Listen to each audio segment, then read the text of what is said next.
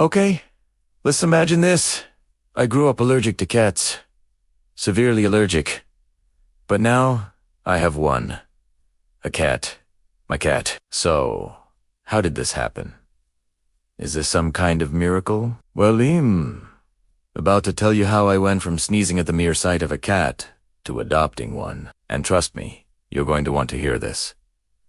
Growing up, I was definitely allergic to cats. I mean, it was bad. My best friend had 3 of them, and every time I went to her house, I turned into a sneezing, watery-eyed mess. I'm talking full-on. Allergic, my eyes would puff up.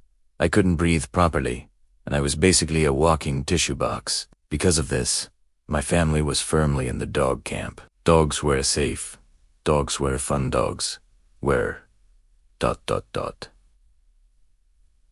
Well, everything. I didn't really care for cats. Sure, they were cute, but they made me miserable. I just didn't see the appeal. Fast forward about 20 years, and I meet Jacob.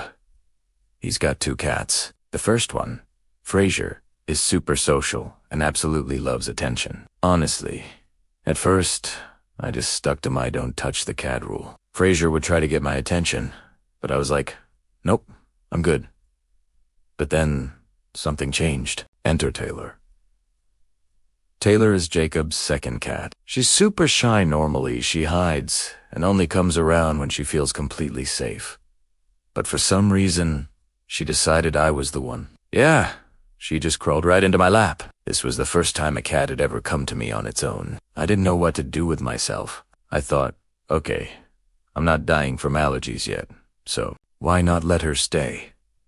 And guess what? I didn't feel a single symptom. No sneezing. No itchy eyes.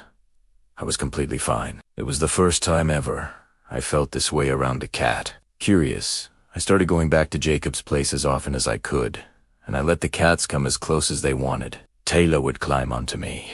Fraser would demand belly rubs. I was surprised every single time I didn't have an allergic reaction. It was like my body had forgotten it. Used to hate cats. Now, I was hooked. I started liking them a lot, and that's when I realized something. Maybe I had grown out of my allergy. You know that thing people say about your body changing every 7 years? Turns out, it might be true. The allergy just disappeared. No pills, no shots, just gone. I was in shock. How did I not notice this happening? After a while, I started seriously thinking about getting a cat of my own. I wasn't quite ready yet. I had a lot on my plate, but I thought, why not just look at the adoption websites? You know, just to see. Big mistake. I saw her. Tostada. Yeah, you heard me. Tostada, the cat of my dreams. There was something about her little face, her big eyes, and her tiny little body that immediately clicked. I wasn't just thinking about adopting a cat anymore. I needed her, so I sent in an application. I begged. I pleaded, but they told me she was already adopted. No, you can't make this stuff up. I was heartbroken. I tried to look at other cats, but no one stood out to me. Then came the magic moment. I woke up one morning, checked the adoption website, and there she was, Tostada. Again. It was like fate was telling me, this is your cat. I messaged the rescue group immediately, and a few days later, I was on a video call with her foster parents. They told me all about her. She had the biggest personality, they said. She was their favorite. I was sold. The only problem, primera, had to wait. Jacob and I were going out of town for a few weeks, and I had to leave Tostada at the rescue. The anticipation nearly killed me. Every day, I got photos, updates, and videos of her. She was growing, she was learning, and she wasn't with me. I couldn't handle it. I couldn't wait to finally hold her in my arms. Finally, the day came. Jacob and I picked her up, and I just couldn't believe it. Primera ave Catalan, my very own cat. I was so proud. And when we brought her home, the real adventure began. I'll admit, Tostada's personality is something else. She's not your average cat. She doesn't just want to cuddle. She wants attention all the time. She follows me everywhere. I could go from room to room, and she'd be right there behind me. She's constantly on my lap while I'm working. If I'm sitting down, she's there. And then there's bedtime. Tostada loves bedtime. But here's the thing. She doesn't just want to sleep beside me. Oh no. She needs to sleep right next to me. She curls up, right against me. And it's honestly the sweetest thing. But if I'm working late, she'll start crying and scratching in my chair, trying to get me to come to bed with her. It's pitiful. And guess what? I always give in. Here's the crazy part. Tostada is so particular about her pets.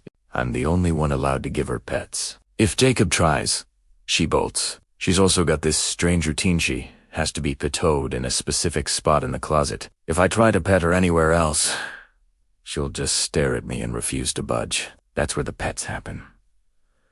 So, what else does Tostada do? Well, she's a little clumsy. She trips over herself all the time, especially when she's trying to jump onto things. I got her a cat tower, and she literally couldn't jump onto the second level. She had to pull herself up like she was climbing a mountain. It's honestly the most adorable thing, and as much as I love Tostada, there's something else I love even more. Her relationship with other cats. Specifically, her relationship with Fraser. At first, she was terrified of him. She had never seen a flat-faced cat before, and she was not having it. But now, they're best buds.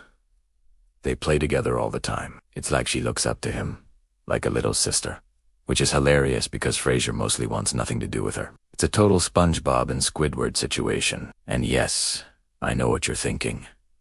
What about the birds? Don't worry, I have Ari and Tofu in a totally separate room. There's no chance of a catbird incident. I've got a double-door system to keep them completely apart. As for my allergies, honestly, I thought I'd still have some issues with Tostada, but I don't.